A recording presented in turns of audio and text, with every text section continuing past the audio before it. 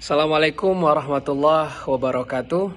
Perkenalkan, saya Aidil Saputra. Saya merupakan mahasiswa Ilmu Al-Quran dan Tafsir semester 5 Fakultas Usuluddin dan Studi Agama. Baik, pada kesempatan ini insyaallah saya akan menjelaskan adat Minangkabau yang terdiri dari pengertian adat Minangkabau, kemudian adat nan teradat, adat nan semana adat, adat istiadat, adat nan diadatkan, dan sumber adat Minangkabau. Oke, insyaallah akan mulai dari pengertian adat Minangkabau.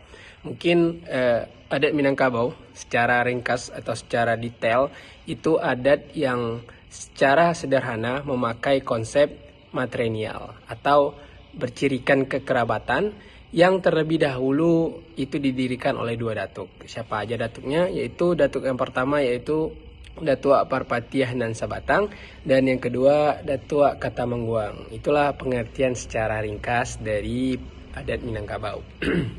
Oke, kemudian saya insyaallah akan menunjukkan penjelasan pada adat nan teradat, yaitu adat nan teradat ini bisa dikatakan hasil kesepakatan penghulu yang terdapat pada suatu negari yang berdasarkan hukum yang telah ditinggalkan oleh nenek moyang mereka dalam petata petiti adat. Itulah adat nan teradat.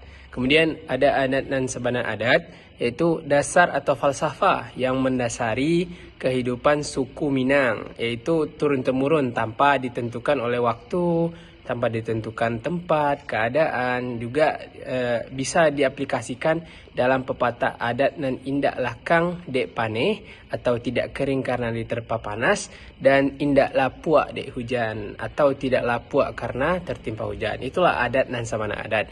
Kemudian saya lanjutkan penjelasan adat istiadat.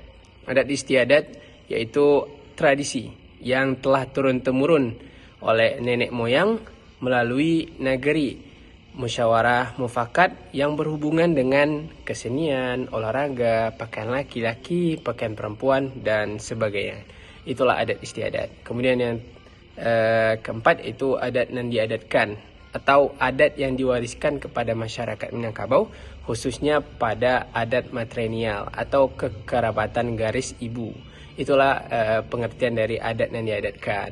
Kemudian ada adat nan sumber-sumber adat Minangkabau, yaitu di sini ada 3 sumber, yaitu sumber yang pertama yaitu hukum alam.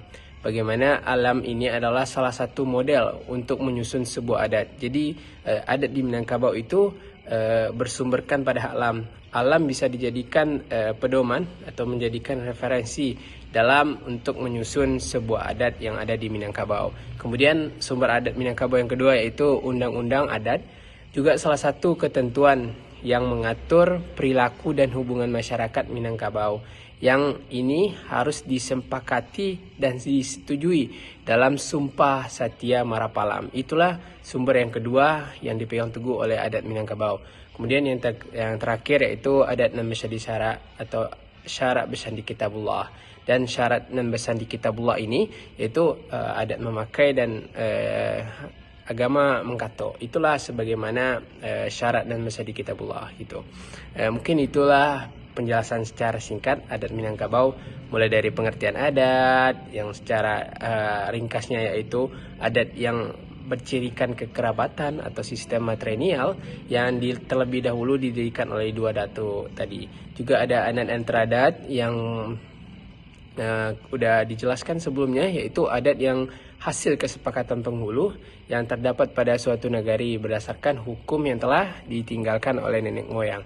Kemudian ada adat dan samada adat, yaitu adat yang falsafah atau mendasari kehidupan suku Minang yang turun-temurun, yaitu indak lakang dek paneh nan indak lapuak dek hujan. Itulah.